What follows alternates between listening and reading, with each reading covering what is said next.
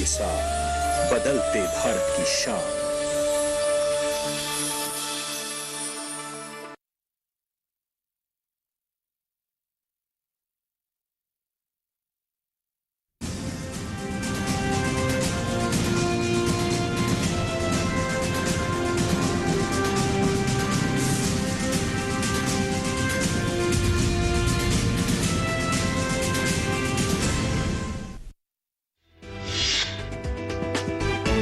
कैलाश चौधरी के प्रयासों से कृषि मंत्रालय ने दिया राजस्थान के किसानों को फसल बीमा जारी करने का अंतिम आदेश। चौधरी ने कहा, भारत सरकार किसानों के हक को लेकर संवेदनशील। खरीफ 2021 का फसल बीमा कंपनी की अपील के कारण काफी समय से है लंबित।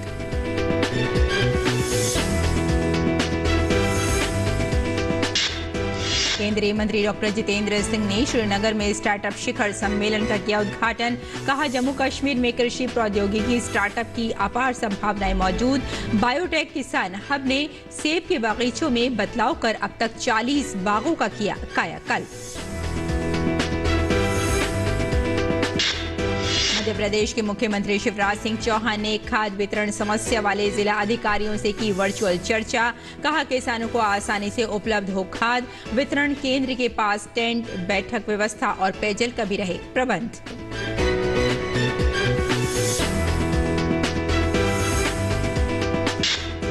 भारत में रिन्यूएबल एनर्जी के उत्पादन को बढ़ावा देने के लिए बिजली मंत्रालय ने टैरिफ नीति 2016 में संशोधन का दिया प्रस्ताव।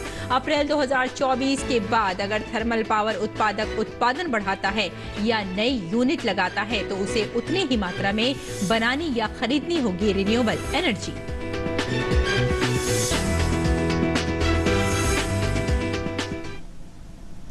नमस्कार, किसान समाचार में आपका स्वागत है। मैं हूं रेशमा आपके साथ। आइए अब तफसील से डालते हैं खबरों पे नजर।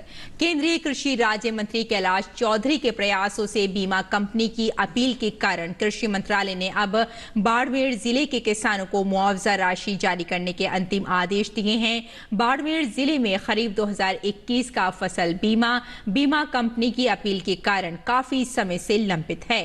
पूर्व में केंद्र सरकार द्वारा विस्तृत जांच करवाने के बाद अपील को स्पष्ट तौर पर खारिज करते हुए कंपनी को बीमा राशि का भुगतान करने के निर्देश दिए गए थे, लेकिन कंपनी द्वारा दोबारा अपील लगाने के कारण बीमा क्लेम का निष्पादन नहीं हो सका। केंद्रीय कृषि एवं किसान कल्याण राज्य मंत्री कैलाश चौधरी ने बताया कि बीमा कंपनी द्वारा पेश किए गए दावे और तर्क को हमने खारिज कर दिया है और कृषि मंत्रालय की तकनीकी सलाहकार समिति ने अंतिम आदेश और दिशा निर्देश जारी किया है।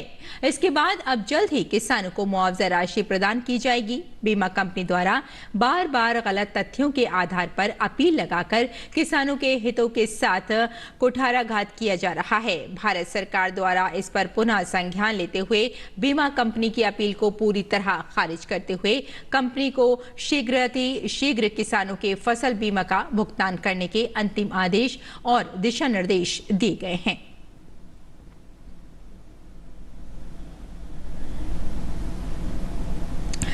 केंद्रीय विज्ञान और प्रौद्योगिकी मंत्री डॉक्टर जितेंद्र सिंह ने श्रीनगर में स्टार्टअप शिखर सम्मेलन का उद्घाटन किया। इस अवसर पर डॉक्टर जितेंद्र सिंह ने कहा कि जम्मू कश्मीर में कृषि प्रौद्योगिकी स्टार्टअप की अपार संभावनाएं मौजूद हैं, क्योंकि यहां की भौगोलिक और जलवायु परिस्थितियां औषधीय और सुगंधित पौधों की खेती के लिए अनुकूल हैं। डॉक्टर जितेंद्र सिंह ने कहा कि सरकारी नौकरियों वाली मानसिकता स्टार्टअप संस्कृति के लिए बहुत बड़ी बाधा साबित हो रही है, विशेष रूप से उत्तर भारतीयों के लिए। उन्होंने कहा कि जम्मू कश्मीर से शुरू हुई बैंगनी क्रांति स्टार्टअप के लिए रोचक और आकर्षक अवसर प्रदान करती है और जो लोग लेवेंडर क्षेत्र में प्रवेश कर चुके हैं वो इसमें सफलता प्राप्त कर रहे हैं।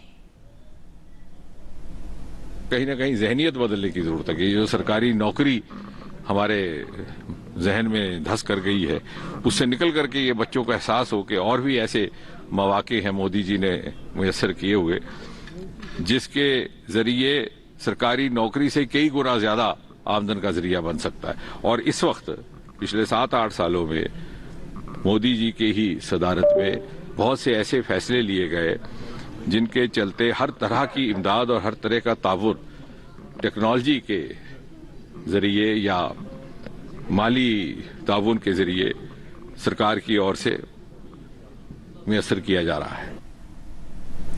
डॉक्टर जितेंद्र सिंह ने कहा कि केंद्रीय पूर्वोत्तर क्षेत्र विकास मंत्री के रूप में उन्होंने बांस की टोकरी, अगरबत्ती और बांस चारकोल बनाने के लिए वर्ष 2020 में जम्मू, कटरा और सांभा क्षेत्रों में 3 बांस क्लस्टरों को स्वीकृति प्रदान की थी। बैम्बू को लेकर के हमने फॉरेस्ट एक्ट को बदल दिया, बैम्बू को उसकी क्लियरेंस से बाहर कर दिया। इतना बड़ा फैसला, 100 साल पुराना इंडियन फॉरेस्ट एक्ट था। हमारे यहाँ 2-2, 3-3 इदारे हैं, बायरैक है, टेक्नोलॉजी डेवलपमेंट बोर्ड है, फाइनेंशियल असिस्टेंस देते हैं, हैंड होल्डिंग करते हैं, और यहाँ तक ये जो लेवेंडर की कल्टीवेशन हो रही है गुलमर्ग और कुछ एक खितों में, इनका हमने टाई अप करवा दिया मार्केट में, महाराष्ट्र, गुजरात में। उनके प्रोडक्ट भी वहां बिक रहे हैं। तो मैं चाहूंगा कि आपकी भी थोड़ी सी मदद रहे, आपका ताउन रहे मीडिया का, तो नौजवानों के अंदर ये जानकारी पैदा हो, और आने वाले 25 साल में जो हिंदुस्तान की इकोनॉमी है उसमें एक अहम रोल जम्मू कश्मीर और ये पहाड़ी रियासतें निभाने वाली है, क्योंकि पहले 75 साल ज्यादातर जनूब और मगरिब की रियासतें रही। डॉक्टर सिंह ने भविष्य के दृष्टिकोण के लिए प्रधानमंत्री नरेंद्र मोदी को पूरा 2015 में स्वतंत्रता दिवस के अवसर पर लाल किले प्राचीर से startup India, stand up India का आह्वान किया था, जिससे लोगों की अभिरुचि बढ़ी है। क्योंकि जैसे आपको याद होगा कि सन 2015 में मोदी जी ने लाल किले से यौम आज़ादी के मौके पर कहा था स्टार्टअप इंडिया, स्टार्टअप इंडिया, और सारे मुल्क में एक मुहिम शुरू हो गई। ना मालूम क्यों इस तरफ उस तरह से उतनी रफ्तार नहीं पकड़ पाई वो मुहिम। हालांकि हमारे पास ऐसे सरमाए जो शायद दूसरे कुछ एक रियासतों में या खित्तों में मौजूद नहीं है। मिसाल के तौर पर हमारी बायोडाइवर्सिटी, हमारा एग्रीकल्चर सेक्टर, और शायद बहुत कम लोगों को इस बात की जानकारी कि पर्पल रेवोल्यूशन जिसे कहा जाता है हिंदुस्तान भर में जिसका जिक्र हो रहा है, उसकी पैदाइश भी जम्मू कश्मीर से हुई। गुलमर्ग में पहले लेवेंडर की कल्टीवेशन का काम शुरू किया गया था, सबसे पहले हिंदुस्तान में, और उसके बाद फिर भद्रवाह में, और जो स्टार्टअप उससे जुड़ गए वो लाखों में खेल रहे हैं, बल्कि कुछ एक बच्चे अपनी कॉर्पोरेट नौकरियां छोड़ करके उससे जुड़ गए। और मध्य प्रदेश के मुख्यमंत्री शिवराज सिंह चौहान ने वीडियो कॉन्फ्रेंस से खाद वितरण समस्या वाले जिलों के जिला अधिकारियों से चर्चा की। उन्होंने कहा कि किसानों को आसानी से खाद मिले, वितरण केंद्र के पास टेंट, बैठक व्यवस्था और पेयजल का प्रबंध रहे। उपलब्धता के बावजूद वितरण व्यवस्था की किसी कमी के कारण किसानों को परेशानी नहीं आनी चाहिए। किसानों को लाइन न लगानी पड़े, उसका समय और ऊर्जा जाय न हो, इसके लिए क्लस्टर्स पूरी व्यवस्था पर निगरानी रखें। उन्होंने बताया कि प्रदेश में खाद की कमी नहीं है, न ही आने वाले समय में कमी रहेगी। वे नियमित रूप से केंद्रीय रसायन एवं उर्वरक मंत्री मनसुख मंडाविया से संपर्क में हैं। उन्होंने मध्य प्रदेश को सदैव आवश्यकता के अनुसार खाद उपलब्ध करवाने का कार्य किया है। मुख्यमंत्री शिवराज ने क्लस्टर्स को निर्देश भी जारी किए, किसी भी जिले में किसानों को लाइन न लगानी पड़े और आवश्यक हो तो अतिरिक्त अमला इस कार्य में लगाया जाए। वितरण केंद्रों पर पीने के पानी का प्रबंध भी किया जाए। ये निर्देश हैं। क्लस्टर्स के लिए आवश्यक हो तो वितरण के लिए अतिरिक्त केंद्र शुरू करें और किसी भी जिले में किसानों को लाइन न लगानी पड़े। मुख्यमंत्री शिवराज सिंह ने क्लस्टर्स को ये निर्देश जारी किए हैं। जिलों में खाद वितरण सुचारू रहे, जहां आवश्यक हो विकेंद्रीकरण किया जा सके। और साथ ही उन्होंने कुछ और भी निर्देश दिए हैं। फिलहाल अगली खबर की ओर बढ़ते हैं। उत्तर प्रदेश के मुख्य सचिव दुर्गा शंकर मिश्र ने वीडियो कॉन्फ्रेंसिंग के माध्यम से समस्त मंडल युक्त एवं जिलाधिकारियों के साथ समीक्षा बैठक की। साथ ही बैठक में राजस्व, कृषि, न्याय, नमामि गंगे, नियोजन, महिला कल्याण विभाग के कार्यों की समीक्षा की। उन्होंने कहा कि रबी की बुआई शुरू हो गई है।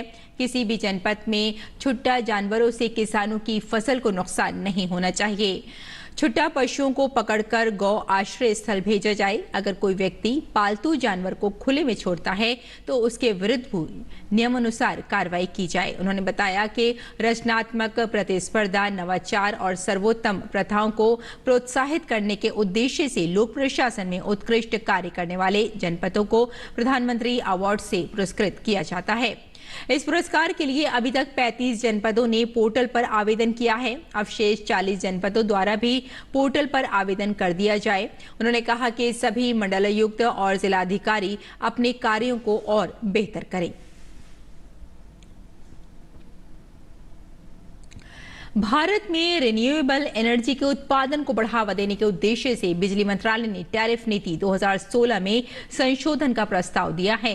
प्रस्ताव के तहत अप्रैल 2024 के बाद अगर कोई थर्मल पावर उत्पादक उत्पादन बढ़ाता है या नई यूनिट लगाता है तो उन्हें उतनी ही मात्रा में रिन्यूएबल एनर्जी या तो बनानी या खरीदनी होगी।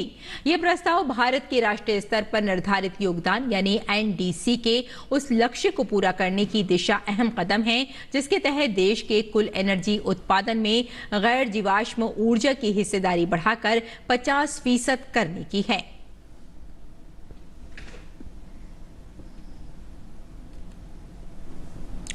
और भगवान बुद्ध के प्रसिद्ध प्रसादम के रूप में दुनिया भर में ख्याति प्राप्त भारतीय चावल की परंपरागत किस्म काला नमक पर भारतीय कृषि अनुसंधान संस्थान द्वारा नवाचार कर इसकी उत्पादकता बढ़ाने के साथ कई तरह के गुणात्मक सुधार किए हैं। उत्तर प्रदेश के 11 जिलों में GI टैग प्राप्त कर कई किस्म को लेकर IARI के वैज्ञानिक क्या कुछ शोध कर रहे हैं, इस पर हमारे संवाददाता OP यादव ने बात की भारतीय कृषि अनुसंधान संस्थान के निदेशक डॉक्टर AK सिंह से।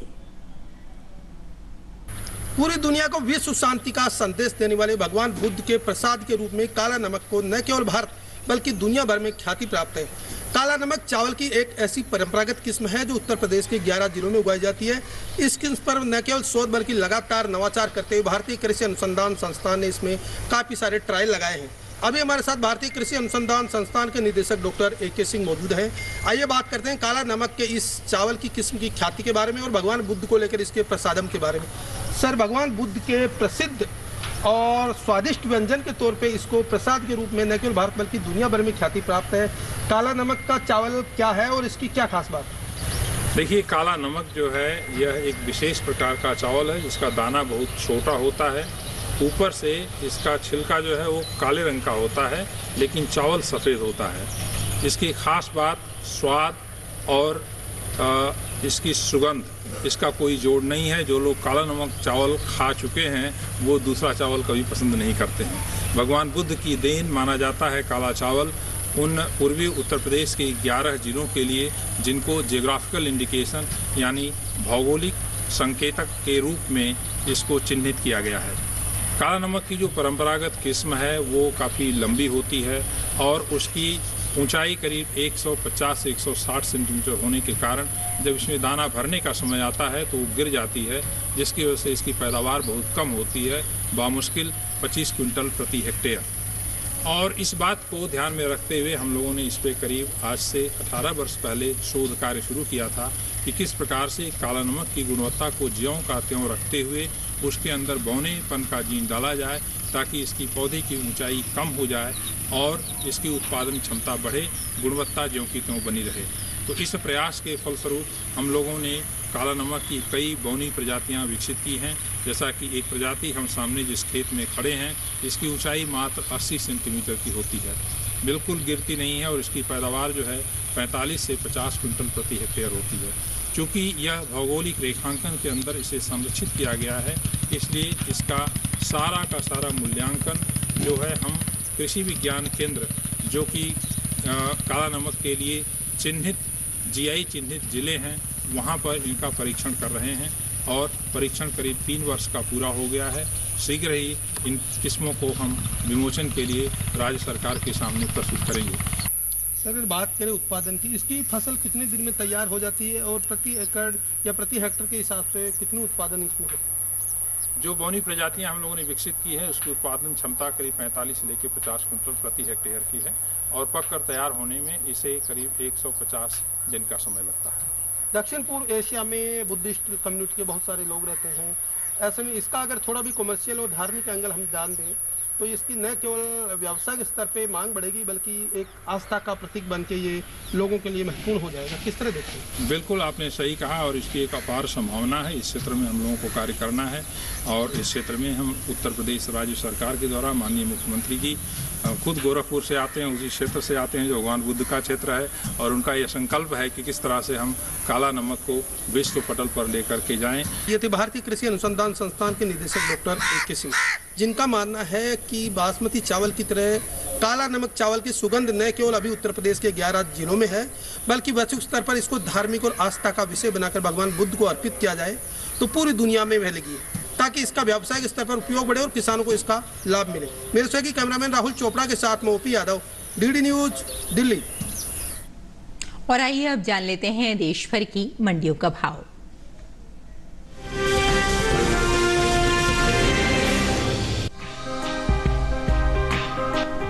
कृषि उपज मंडियों में इन दिनों ज्वार की आवक सामान्य है। बात इसके भाव की करें तो बुधवार को ज्वार के भाव में गिरावट के साथ कारोबार हुआ। कोटा, सावरकुंडला, राजकोट, जम्मूसर मंडी में ज्वार के सौदे नरमी के साथ हुए, जबकि विजयनगर मंडी में इस दौरान ज्वार के भाव में तेजी देखने को मिली। हाजिर भाव पर नजर डालें तो एगमार्क नेट के मुताबिक गुजरात की जम्बूसर मंडी में 7 नवंबर को ज्वार का भाव था 2,800 रुपए। 9 नवंबर को इसके भाव में 100 रुपए की गिरावट आई और भाव हो गया 2,700 रुपए। इसी तरह राज्य की राजकोट मंडी में सफेद ज्वार के सौदों में नरमी के साथ कारोबार हुआ।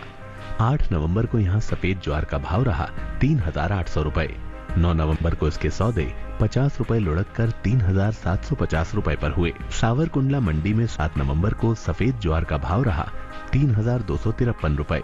9 नवंबर को इसके सौदों में 475 रुपए की भारी गिरावट देखने को मिली और भाव हो गया 2,778 रुपए।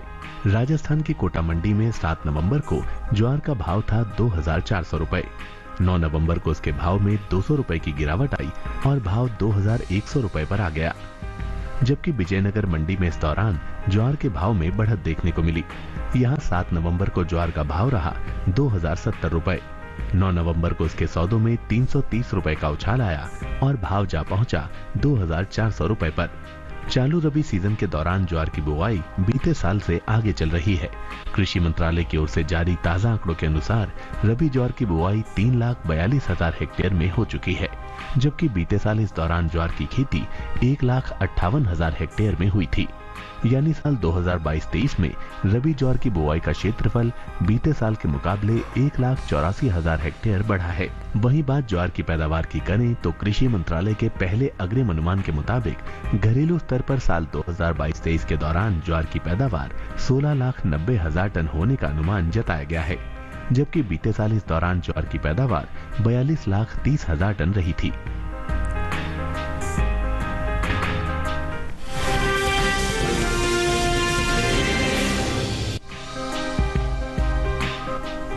कृषि उपज मंडियों में इन दिनों मूंग की आवक सामान्य है। बात इसके भाव की करें तो बुधवार को खातेगांव मंडी में मूंग के सौदे मजबूती के साथ हुए। वहीं गोलूवाला और कोटा मंडी में मूंग के भाव में नरमी रही, जबकि अलीगढ़ मंडी में मूंग के सौदों में कोई बदलाव नहीं हुआ।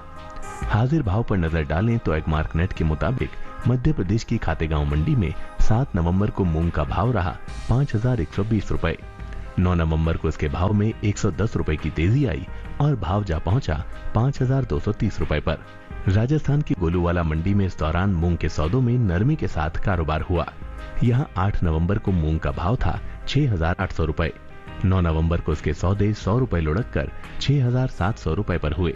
इसी तरह राज्य की कोटा मंडी में 7 नवंबर को मूंग का भाव रहा 6,400 रुपए। 9 नवंबर को इसके सौदों में 50 रुपए की गिरावट आई और भाव 6,350 रुपए पर आ गया। उत्तर प्रदेश की अलीगढ़ मंडी में बीते 2 दिनों के दौरान मूंग के भाव स्थिर रहे। यहां 7 और 9 नवंबर को मूंग 6,460 रुपए पर बिकी। उत्तर प्रदेश की दूसरी मंडियों में मूंग के भाव की बात करें तो बुधवार को महोबा मंडी में मूंग का भाव रहा 7,040 रुपए। मुजफ्फरनगर मंडी में भाव रहा 7,800 रुपए। लखनऊ मंडी में मूंग 7,740 रुपए पर बिकी, जबकि राज्य की ही बहराइच मंडी में इस दौरान मूंग के सौदे 7,800 रुपए पर हुए।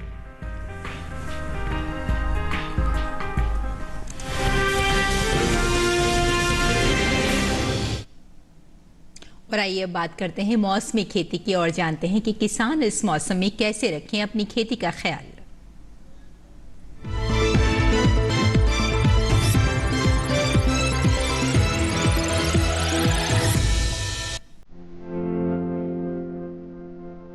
पश्चिम बंगाल के पहाड़ी इलाकों के किसान फूल गोभी, पत्ता गोभी और ब्रोकली की रोपाई के बाद उनकी अच्छी वृद्धि के लिए हर दूसरे दिन सिंचाई करते रहें।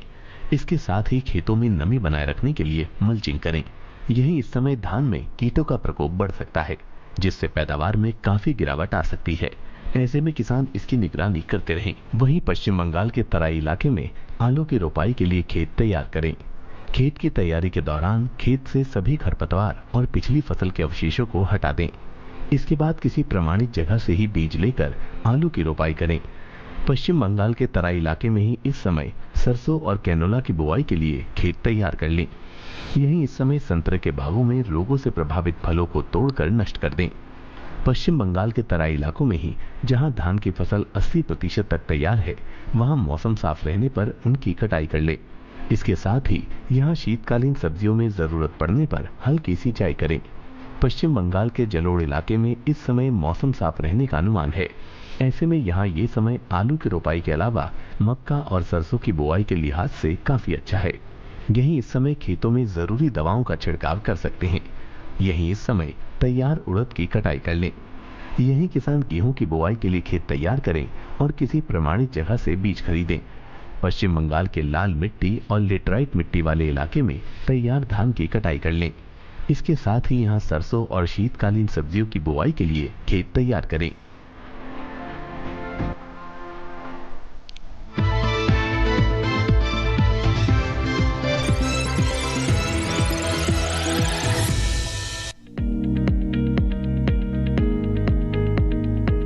धनिये की खेती के लिए दोमट मिट्टी सबसे अच्छी मानी जाती है। इसे अच्छे जीवांश युक्त भारी भूमि में भी उगाया जा सकता है। खेत में जल निकासी का उचित इंतजाम जरूरी है। बोने से पहले खेत को अच्छी तरह जोत ले और मिट्टी को भुरभुरा बना ले। साथ ही मिट्टी को समतल कर ले। आखिरी जुताई में 100 से 120 क्विंटल प्रति हेक्टेयर की दर से गोबर की खाद मिला दे। बीज की मात्रा बुआई और सिंचाई की दशा पर निर्भर करती है। सिंचित दशा में 12 से 15 किलो बीज प्रति हेक्टेयर डालें, जबकि असिंचित दशा में इतनी ही जमीन के लिए 25 से 30 किलो बीज की जरूरत होगी। बोने से पहले बीज को उपचारित जरूर कर लें। साथ ही बुआई से पहले बीज को 12 घंटे पानी में भिगो कर रखें।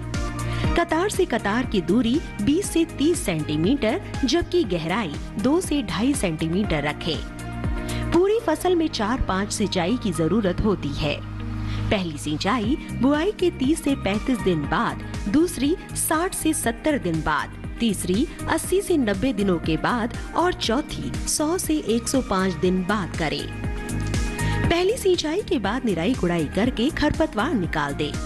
1 माह बाद फिर से निराई गुड़ाई करें। खरपतवार की रोकथाम के लिए विशेषज्ञों की सलाह पर उचित दवाओं का छिड़काव करें। धनिये में उकठा रोग चूर्णिल आसिता रोग हो सकता है। इसे ग्रामीण भाषा में दहिया भी कहा जाता है। रोकथाम के लिए रोग अवरोधी प्रजातियां बोकर भी बीमारियों से बचा जा सकता है।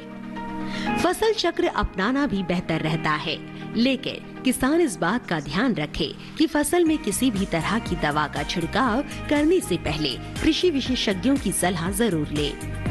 पूरी फसल होने पर पत्तियों की तुड़ाई सावधानी से करें। ध्यान रहे तोड़ते समय पत्तियां बर्बाद ना होने पाए। 1 हेक्टेयर जमीन से 125 से 140 क्विंटल तक हरी पत्तियां ली जा सकती है।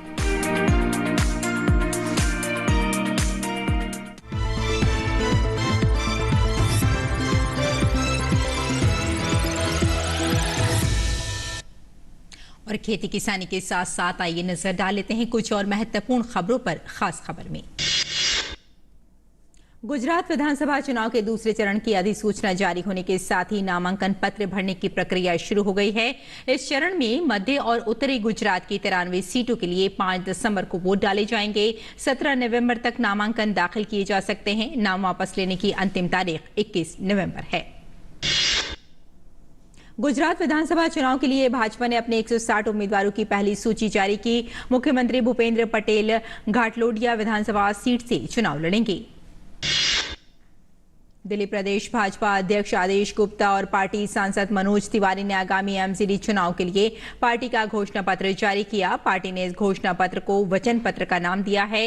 भाजपा ने अपने वचन पत्र में कहा कि दिल्ली के लोगों को साफ पानी देना पार्टी की प्राथमिकता है। राष्ट्रीय जांच एजेंसी एनआईए ने कोयंबटूर सिलेंडर विस्फोट के जांच के सिलसिले में तमिलनाडु के 45 स्थानों पर छापेमारी की है। एनआईए ने कोत्तामेदु, पोन विजयनगर, रथिनापुरी और उक्कतम जैसे इलाकों में घटना से संबंधित संदिग्धों के आवासीय परिसरों पर छापेमारी की। जम्मू कश्मीर पुलिस ने बुधवार को एक आतंकी मॉड्यूल का भंडाफोड़ किया है। इसके साथ ही 3 लोगों को गिरफ्तार किया है। ये लोग एक पाकिस्तानी हैंडलर के निर्देश पर हथियारों की खेप लेने के लिए कश्मीर से जम्मू आए थे।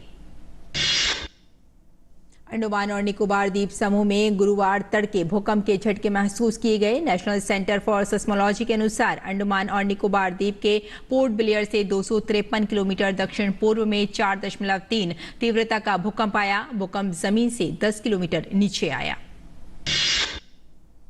अरुणाचल प्रदेश के पश्चिम सियांग जिले में 5.7 तीव्रता का भूकंप आया। भूकंप का केंद्र अरुणाचल प्रदेश के बासर से 52 किलोमीटर उत्तर पश्चिम में था। भूकंप सतह से 10 किलोमीटर की गहराई में आया। वित्त मंत्रालय ने वैश्विक मानकों के अनुरूप सॉवरेन हरित बॉन्ड जारी करने की रूपरेखा को अंतिम रूप दे दिया है। सरकार चालू वित्त वर्ष 2022-23 की दूसरी छमाही के दौरान हरित बॉन्ड जारी करके 16,000 करोड़ रुपए जुटाना चाहती है। बजट में ऐसे बॉन्ड जारी करने की घोषणा की गई थी। तो किसान समाचार में फिलहाल इतना ही। अनुमति दें। नमस्कार।